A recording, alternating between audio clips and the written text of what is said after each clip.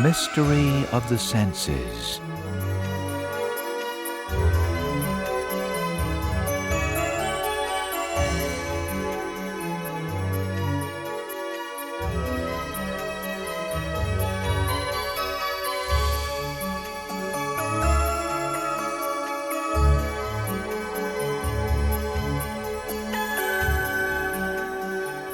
A Nova miniseries with Diane Ackerman. Tonight, The Sense of Vision. The light of the morning star pierces the night sky. Navajo artist Joe Ben Jr. greets the dawn, praying for beauty. Beauty before, behind, and on either side of him. Beauty all around him.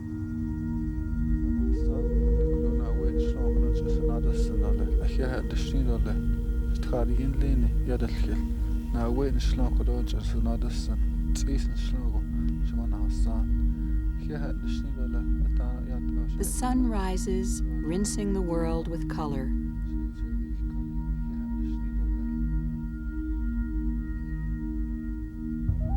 Joe Ben begins a new day.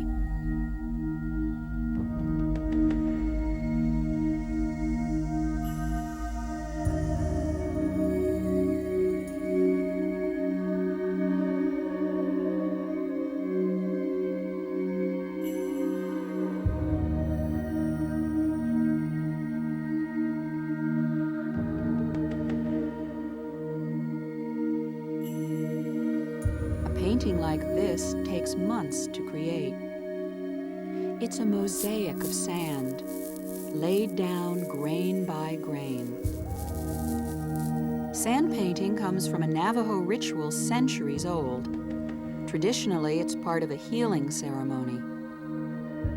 The vibrant colors come from crushed minerals and rocks. It's only light and matter, and yet a work of art sparkles in the mind of an artist. We call that interplay of sight and insight the artist's vision.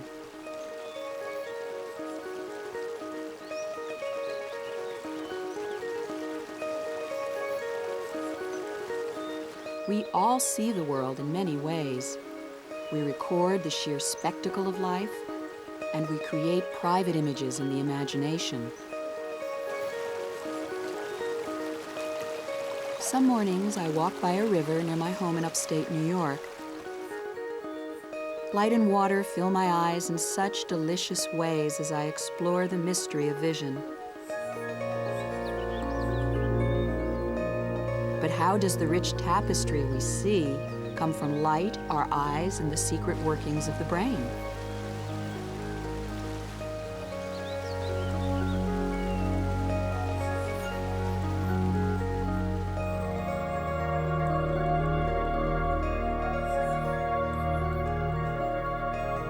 We're in the heart of Navajo land, Arizona's Canyon de Chelly.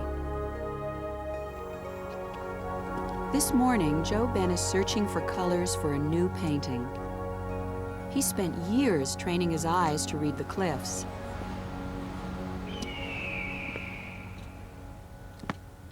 He's looking for veins of richly colored rock, so finely layered that he needs a telescope to help him pinpoint the right hue.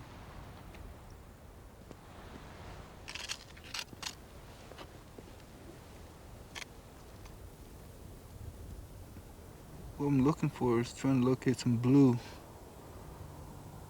And I located one here, which is quite near the ochre color, right above the lavender. So the lavender is the main vein, and the ochre above it, which will be great too. So that's what I'll do, is just head out there to where the canyon thins out and see if we can locate this. Where Joe Ben's eye focuses on subtle detail, we see a vast landscape, the cliffs, the sky, the dark shadows. He sees a minute cavalcade of colors, picking out a vein of honey ochre above one of green sage.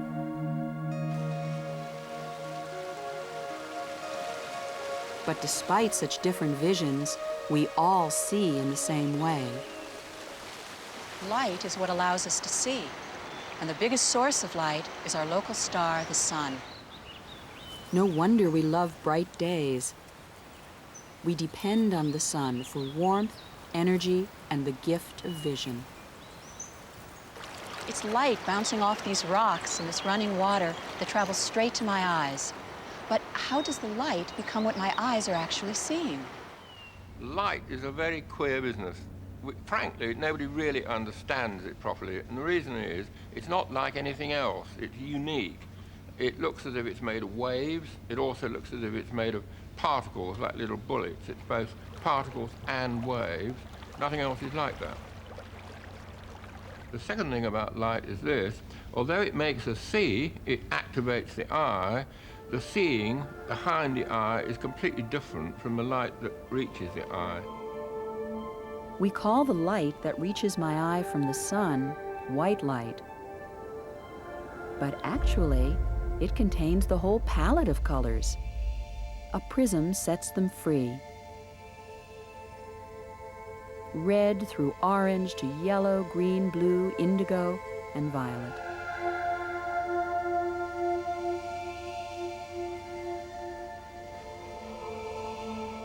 At the Exploratory in Bristol, England, young scientists examine how light and lenses help our eyes capture an image.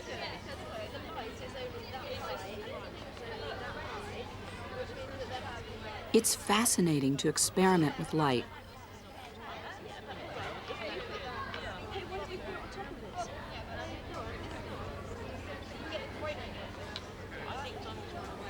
Its founder is Professor Richard Gregory. And as a matter of fact, in any optical system, light always goes, so to speak, as fast as it can. In other words, it takes the path which enables it to travel faster. So is that what happens at the eye? Yeah, exactly the same in the eye. The eye's got a thing like that in it, it's got a lens in it. And also the front of the eye acts as a lens as well. The bit in the middle actually changes shape. So what's happening in the eye is exactly like what is happening here. And a bulgy lens, which is thicker in the middle, bends the light, and that makes the light come together to form a focus. Rays of light reflect off this bird as it flies into view. The light forms an image on the back of the eye. Here on the retina, it's upside down.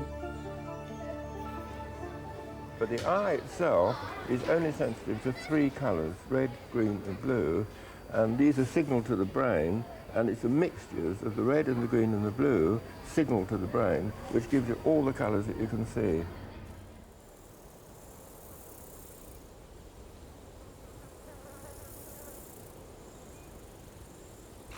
It's hard to believe that the sumptuous colors of this landscape begin in the retina with just red, green, and blue.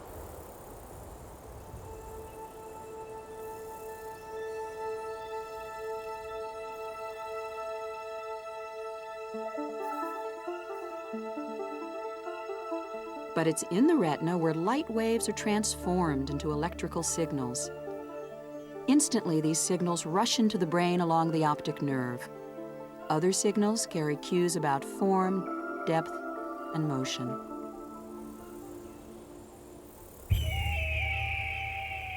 Color occurs as much in the mind as in the world. Joe Ben sees more than the blue sky, the green leaves, the red cliffs. To him, these canyon walls resound with stories from the past. One wall is a field of stars and an ancient sky.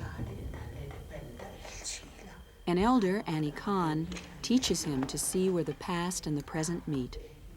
In the universe, we have different stars that forces our eyes so that we can see beyond the normal vision of what we see every day.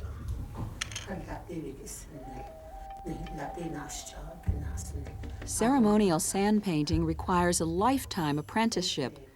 Joe Ben has studied since he was 13. It's a spiritual quest he's transformed into an art.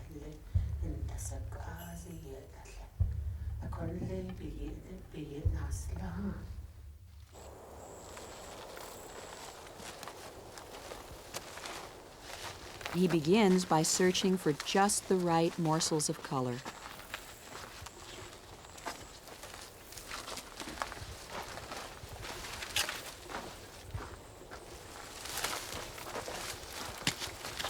His eyes patrol the landscape, where he searches through shadows, prospects among the rocks, and is rewarded by vast amounts of information, all channeled to the back of the brain.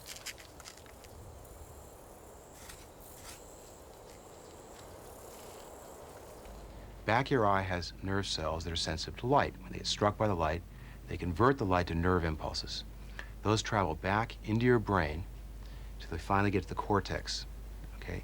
The cortex, they then travel forward. So the first place the light is processed is in the back of your brain. So if you get hit in the back of the head, you may see stars. Then travels forward and separated into several different pathways which do different kinds of things. So vision is not one thing. In fact, vision consists of at least 4 distinct elements: color, motion, form, and depth. From the reversed image in the retina, the eye's light-sensitive cells separate these components and send them rushing back into the brain. Billions of these signals meet at the back of the brain in a place called the primary visual cortex. Motion and depth are processed here. Color and form in these areas. 1/3 of the brain is devoted to processing what we see.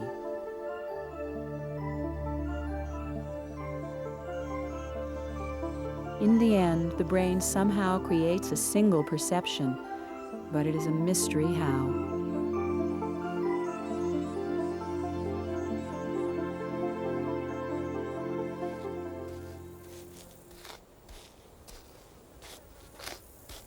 As Joe Ben continues his search for pigments, we can see other elements of vision at work. We detect motion first, and the brain is quick to pick it up in black and white. We may see the world in color, but our brain actually processes motion in black and white. If danger is stalking you, there's no time for the luxury of color.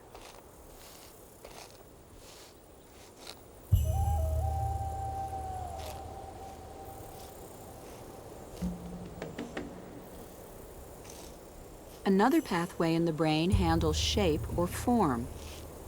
Behind Joe Ben, the form of Shiprock Mountain cuts across the sky. Its jagged outline seizes our attention. Despite all the pageantry of light, shade, and color, form rules this scene.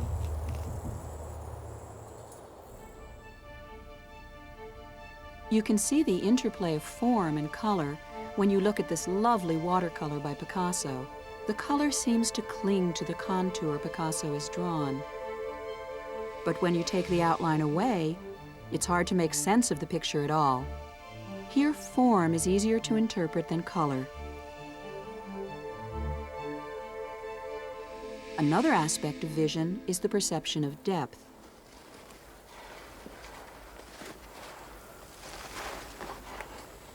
Did you ever wonder why we have 2 eyes? Joe Ben is digging a hole in the ground to gather the fine desert sand he needs for his painting. His brain brings together 2 different images, one from each eye, blending them so that he perceives the world in 3-dimensional space. But there are other ways of judging depth.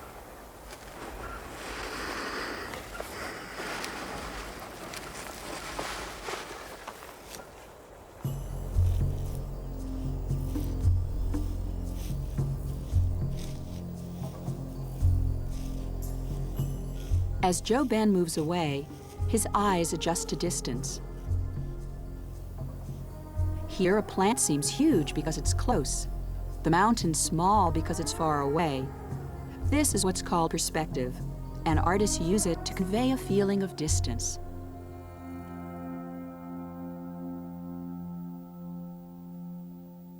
In this drawing, the back line, the line in the distance, seems much larger.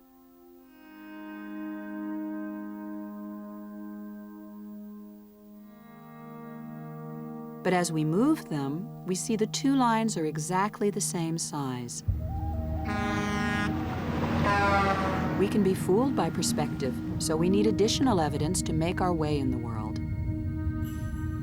Shading is another clue that gives us information about depth or distance. It's the shading on these rocks that gives them depth. Here, in the shadow of the sacred mountain of Shiprock, JoBen returns from his day's expedition. His truck is filled with colored rocks that he has collected throughout Navajo land.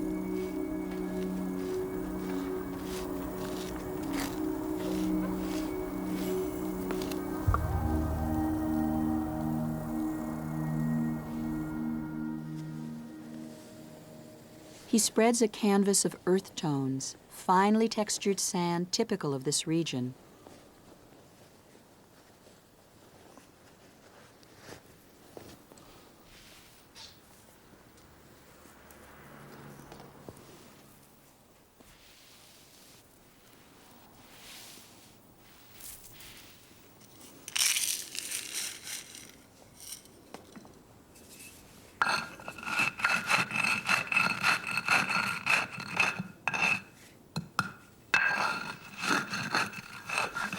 The collection of my material is where I've traveled, but majority of my material is from this area in the southwest.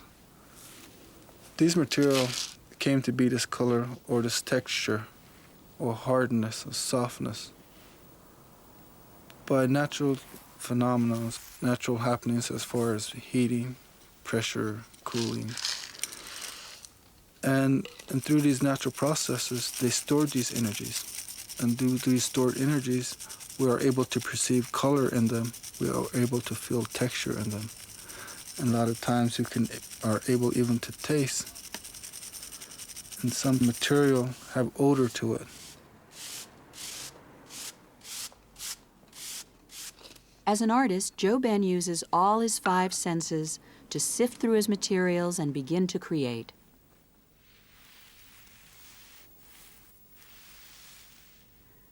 Eyes are the great monopolists of the senses, but they do far more than just witness and record.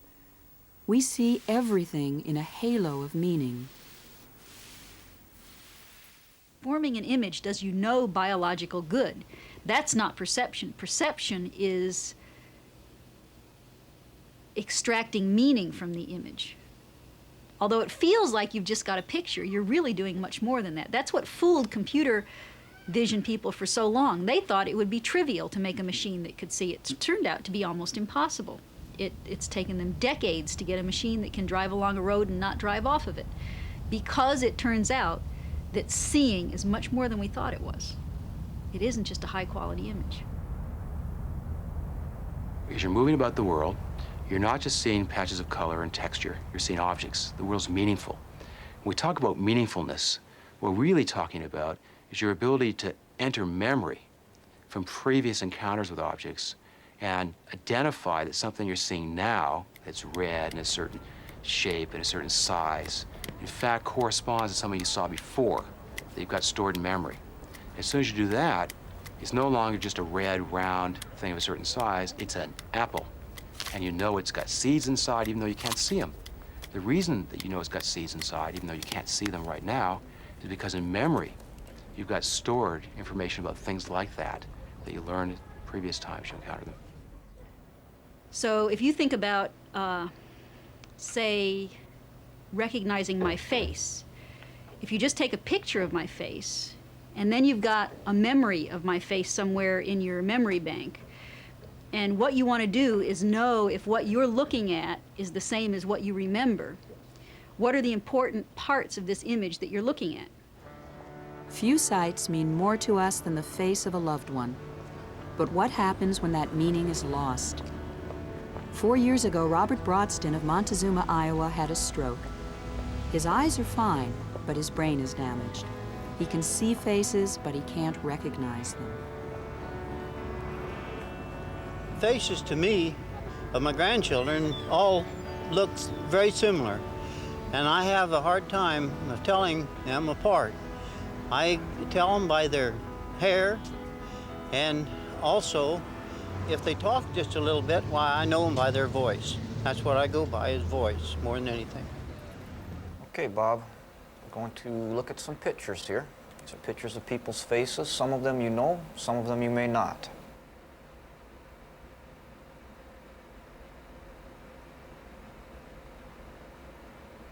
Looks familiar, but I don't know who it is.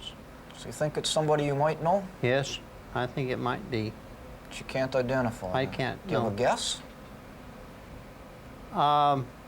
It kind of looks like my wife in earlier days. As this examination reveals, he can barely recognize the face of his wife, his partner for 48 years. Yes, I think it could be. Okay. Let's try another one.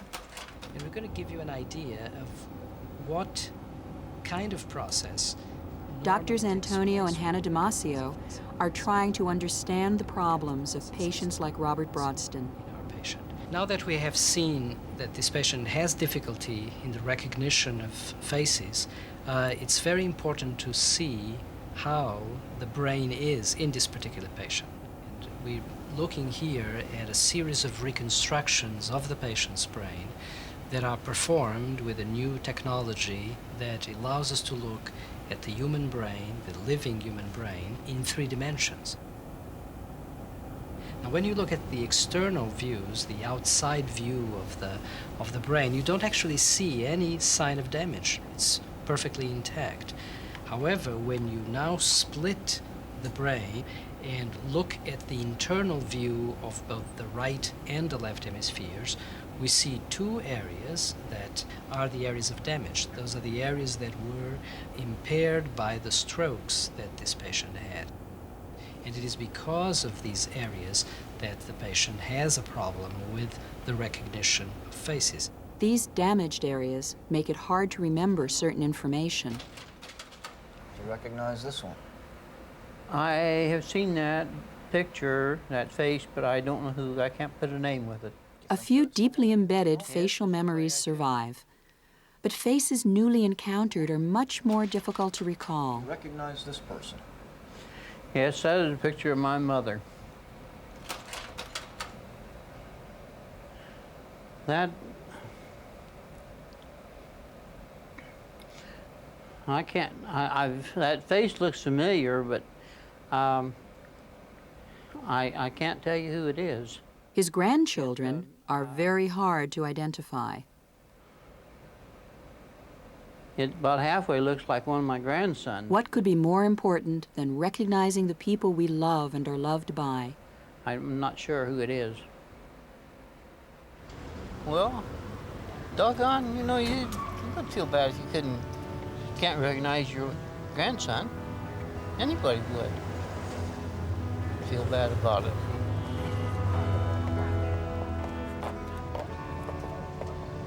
Faces are usually the first thing we notice about people, and faces change. Oh, here's my first face. I was less than a year old, and I look so excited and so tentative. My brother seems to be having a good time, though.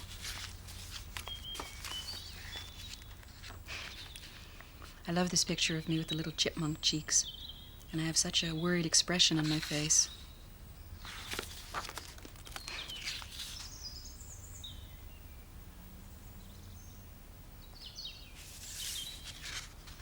Seeing these faces brings back so many memories.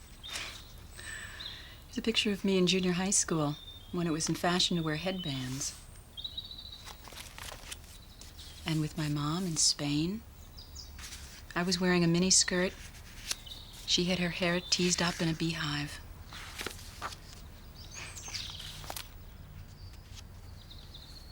I don't remember when this picture was taken, but I seem to have such a soulful look on my face.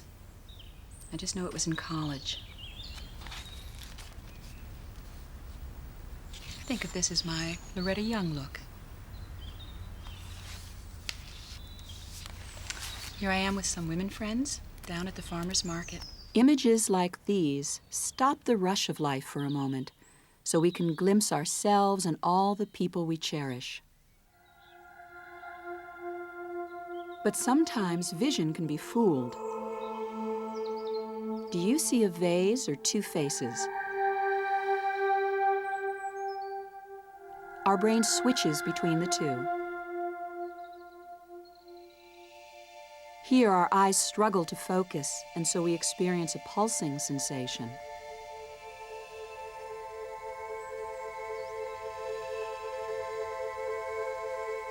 Look at this figure. Do you see a box? What about now?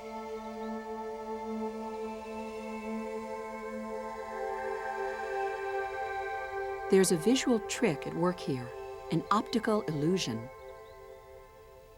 It's quite difficult to define an illusion. Basically, it's an error. It's some kind of discrepancy from the truth. But the difficulty is we don't always know exactly what the truth is, and when you call it an illusion, it really means that it's disturbing, it's upsetting, it makes your behavior go wrong. But if you're an artist having a lot of fun with illusions, then they're just great. You use them, usefully. So the definition is really not simple. In this etching, which way is up and which way is down? We experience up and down all at once. Escher's art both puzzles and delights us. And that's what makes illusions fun. They enchant and confound at the same time.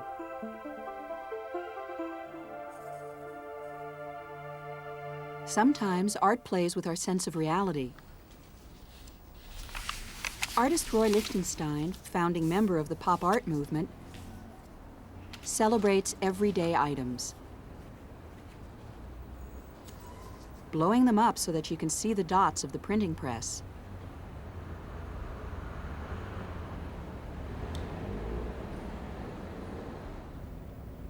I was leafing through a book full of Roy Lichtenstein prints, and I came across this one, and it was in the middle of a series called Monet's Cathedral. Here's how the French Impressionist painter Monet portrayed a cathedral at Rouen. Here's Lichtenstein's version of Monet's painting. If you look at this, it doesn't look much like Monet's Cathedral until you introduce, using a filter, a luminance contrast between the red and the blue. And then suddenly it jumps out at you. So you don't see the shape until you introduce a luminance contrast. Monet captures a world of sensations where colors seep together like separate moments. Marge Livingston views art through the eyes of a scientist. But how does Roy Lichtenstein see his own work? As a young man, he fell in love with Monet's art. The Monet things, of course, were seen through French eyes, European eyes, however you want to put it, School of Paris, that had certain paint qualities. He learned to paint like the French masters, but in time he radically changed his style. He took his love of comic book images, images coming from the printing press made with dots, and the dots became his signature. I did recognize that putting dots next to flat areas was somewhat akin to putting thick and thin paint on. It was that I really thought you could use these elements that was in the tradition of painting, a kind of painting everyone was used to and was elegant and beautiful, but it just became less and less important. That everyone could do this now. It wasn't discovering anything, it was simply repeating a kind of beauty that we were taught. Lichtenstein sees the world as a field of dots. For him, beauty balances somewhere between the visible whole and its nearly invisible parts. Joe Ben also draws upon his culture in powerful ways. He creates two kinds of sand paintings, public ones for exhibition and traditional sand paintings that are secret.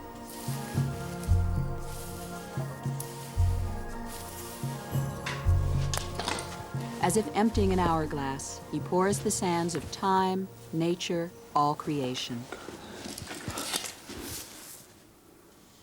Adopting the techniques of his Navajo ancestors, he blends the past with the present. when you create a sand painting, you recreate your natural surroundings, your landmarks. You also create, through your mythology, how you came to existence, how you came to be.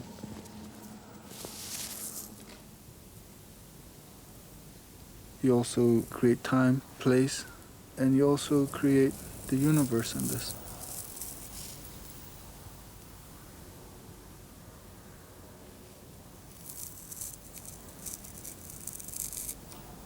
Artists share their unique vision of the world by making the ordinary seem newly discovered and the extraordinary familiar and inviting. Joe Ben's artistry is rooted in his sense of color. For him, colors have great meaning that can be traced to the history and tradition of his people. The color that I'm working with now, I collected it a couple days ago, and what I tried to do is reconstruct your surrounding in this painting. And this particular color is from the West. To me, it was important to utilize material from this area, the color collected from the West, and also in the area of Canyon de Chelly, which is a place with a lot of petroglyphs and pictographs.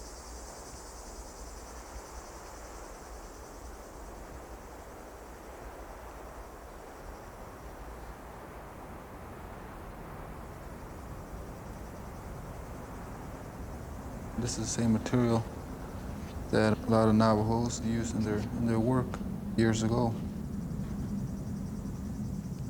Realizing the source should be quite near, I scanned the sides of the canyons. And when I did this, I saw some veins. And studying the veins, I was lucky enough to find it.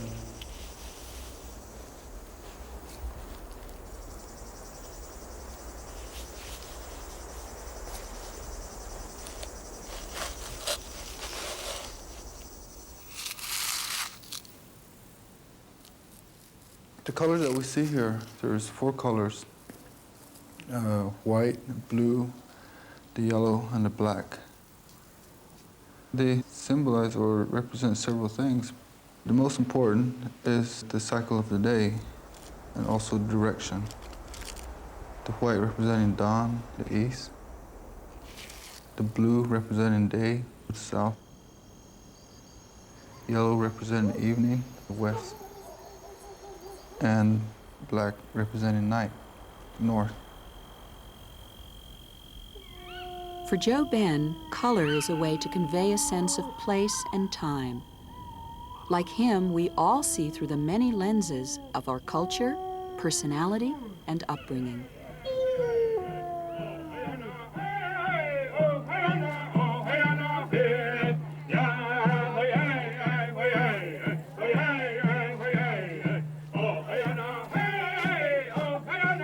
This is a dance contest at the annual Shiprock Navajo Nations Fair.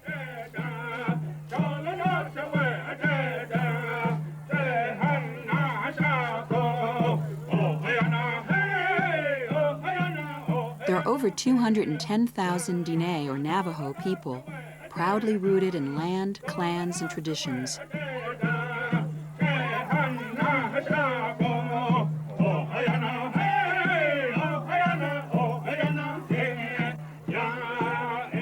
The Navajo culture dances in Joe Ben's art.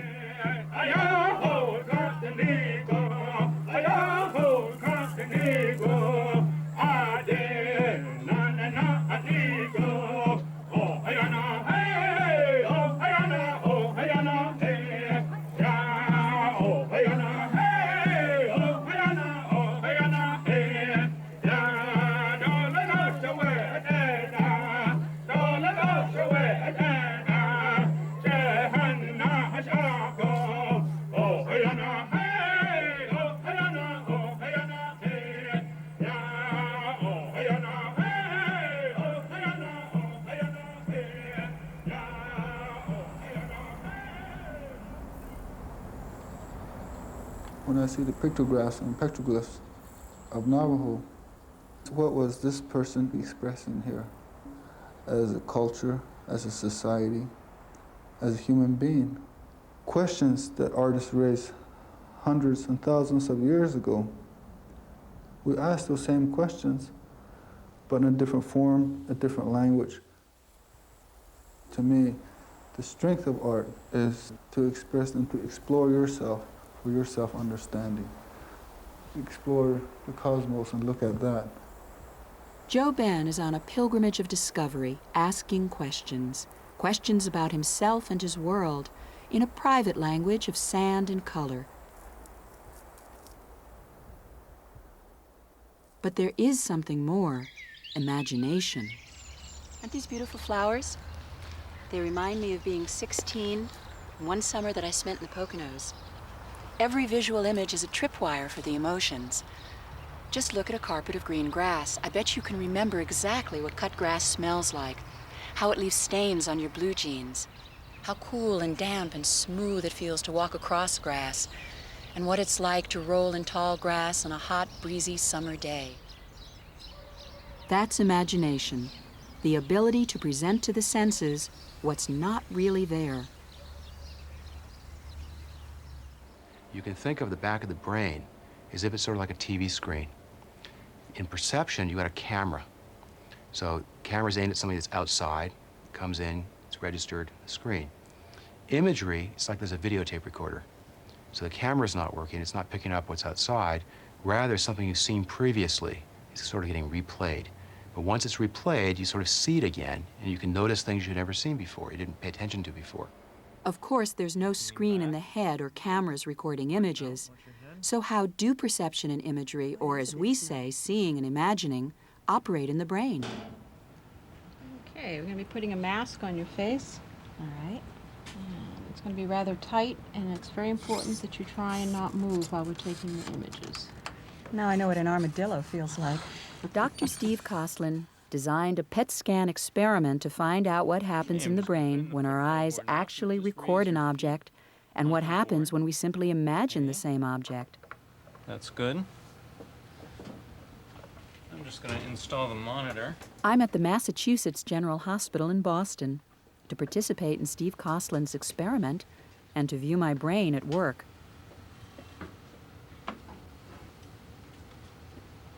Positron emission tomography, a PET scan, measures the blood flow during mental activity.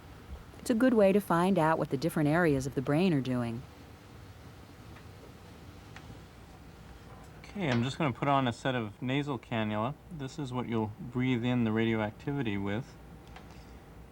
And during this test, I'd like you to breathe in through your nose. And if these come off, I want you to let me know. Okay. And this sort of looks like an oxygen mask, but it's actually a vacuum that pulls the radioactivity. Radioactive gas is used in tiny amounts to trace the flow of blood in the brain. It's not dangerous, and it helps scientists understand what's going on. How does that feel? Interesting.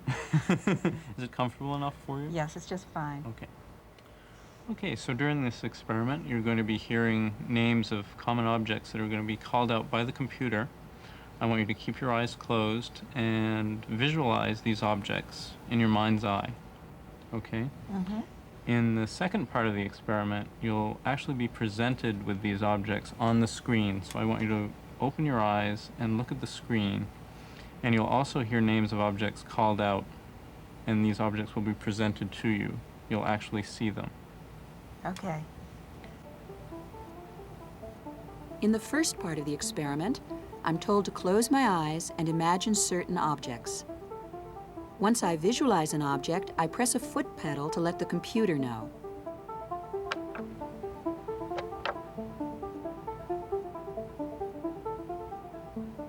Teddy bear. Knife. Cake. Cushion. Car. Beanbag. Doll. In the second part of the experiment, the computer tells me the name of an object and shows me a picture. As soon as I see it, I press the foot pedal. apple, doll, knife, cake, This experiment is making me very curious. railroad Can track, my brain tell the difference between a real object and an imagined one? car, The next day, Nate Alpert and Steve Koslin went over their findings with me. See, Steve, what does this mean? Okay, up here we've got the slice through a brain. It's showing the activity in the brains when people are doing different things. And the top one is the activity that you see during mental imagery, when you're actually not seeing something, you're supplying it in your own mind. And the bottom is what you see when you're seeing it. Red indicates the greatest blood flow or brain activity, and yellow is next. Blue means inactivity.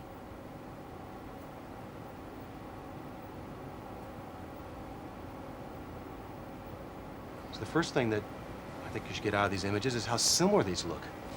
The same kinds of activities are occurring in your brain when you're visualizing something. It's not really there, you're visualizing it, as when you're actually seeing it. The second thing that I think is important to get out of these images is you'll notice it's not just one place that's lit up. There's a whole configuration of activity in both cases, in both imagery and perception. That is, each of these mental activities is not just a single undifferentiated entity.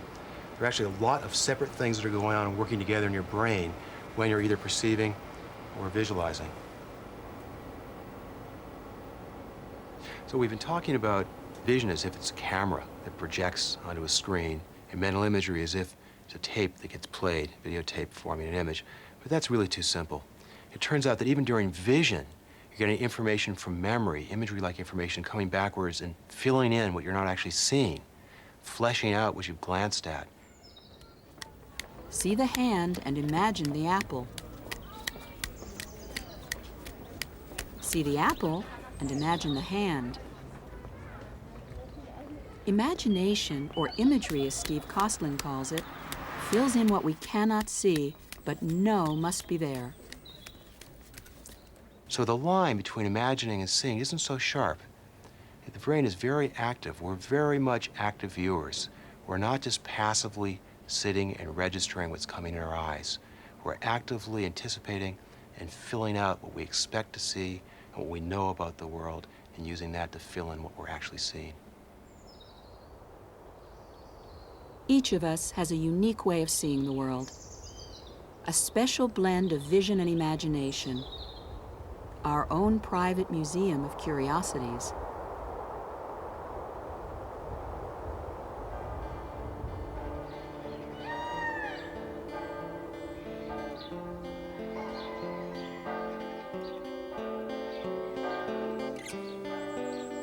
In 1989, the French government decided on an innovative use of a 16th century chateau in the Loire Valley.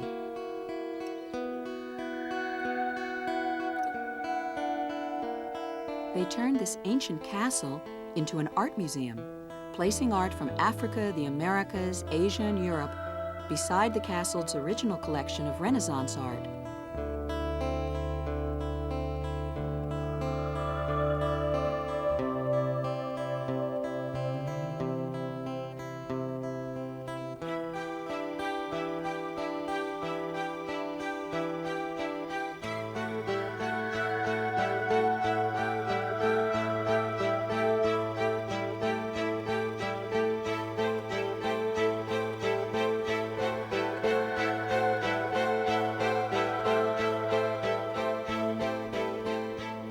Today, classical art hangs alongside the latest in contemporary art.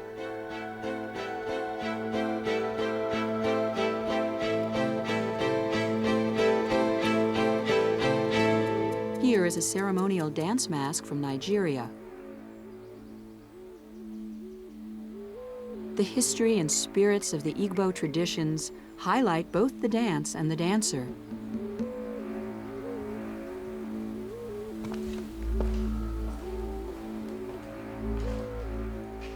Every room is a celebration of the ways that artists stimulate our senses.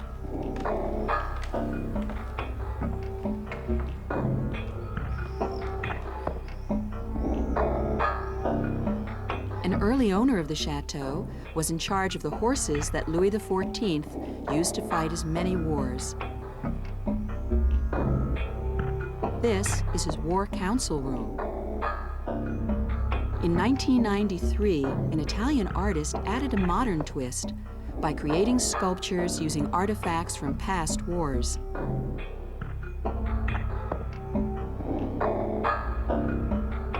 This is the artistic imagination at work. It may not be your private vision or mine, but what would happen if we let our imaginations run wild? You can replay something you've seen, an apple or whatever, or you can modify them, not just by rotating them, but you can put them together in combinations you've never seen before. So you can imagine your mother on a surfboard, for example. How do you do that?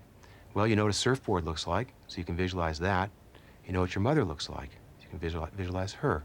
You also know what on corresponds to. So there's a very active process that involves an enormous amount of the brain, where you synthesize two different memories, creatively putting them together, and then seeing what things look like. So once you've got your mother on the surfboard, you can answer questions like, if she stuck her arms out, would they extend over the front of the surfboard? Okay, putting the two together. Okay, so imagery involves a creative process of amalgamating things that you've seen before in new ways, not just a simple playback. Here, artists combined familiar objects in fresh, new ways. An artist from Bosnia brings to life a mythical French war, which he called the Pitchfork War, where farmers rebel against the aristocracy. The farmers become pitchforks thrust into the walls, and the wealthy landowners are reduced to arrogant, disdainful portraits.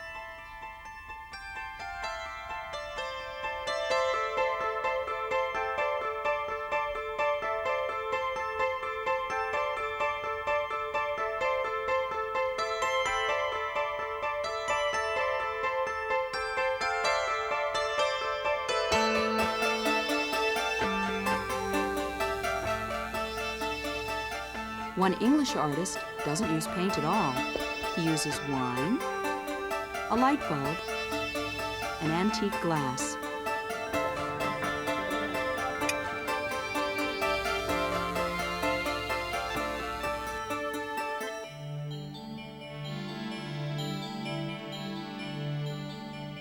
He places real objects on a real table in a way that highlights the beauty of simple things.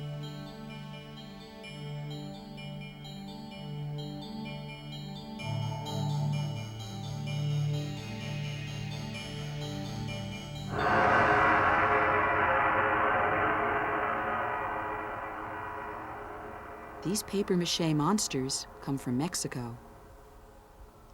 When an artist imagines something, to the artist it is as real a fact as the sun.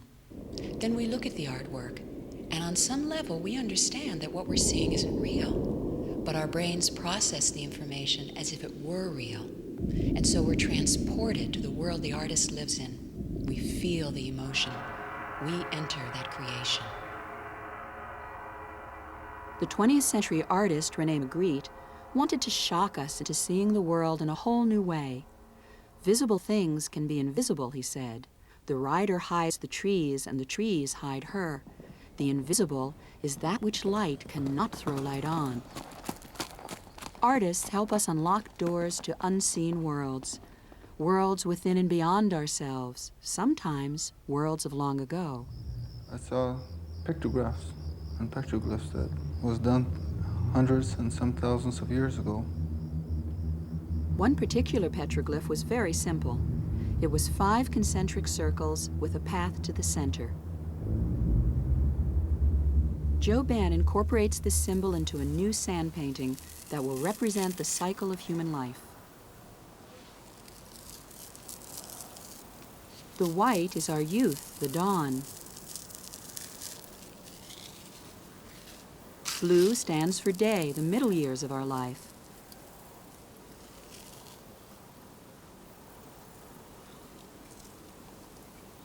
Then yellow, the color of autumn and maturity.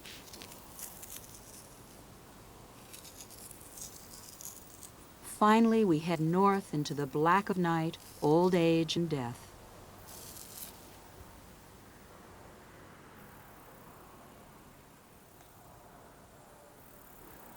So that is what it is here. The the path, again from the center, development of one's consciousness, and the path through development of consciousness there, to the south, to the west, and to the north.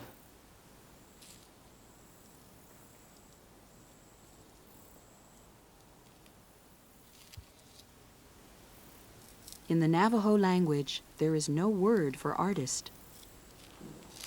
There are people who play this role, but they are not called artists.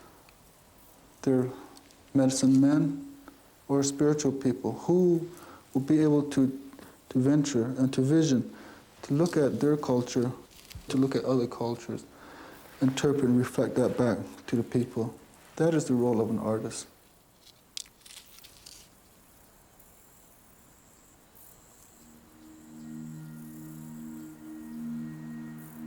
Traditionally, sand paintings are done for healing.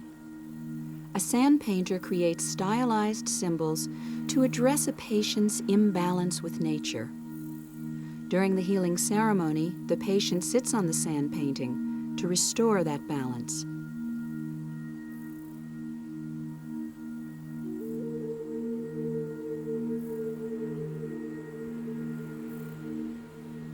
Joe Ben turns these symbols into art, ever mindful of their spiritual origins.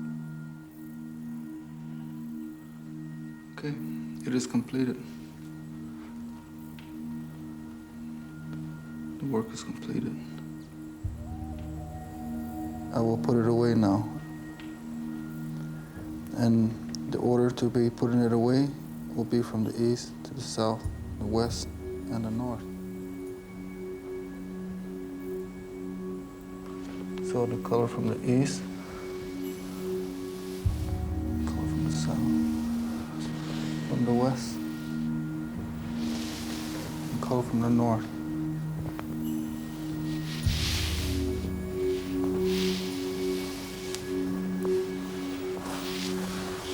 What Western culture considers destruction, the Navajo culture sees as regeneration.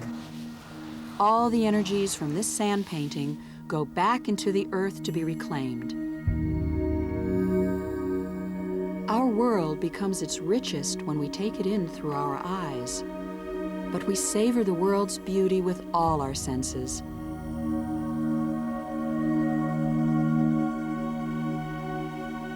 However much we may understand, the senses stay cloaked in mystery. They began in mystery, and they will end in mystery. But what a wild and beautiful country lies in between.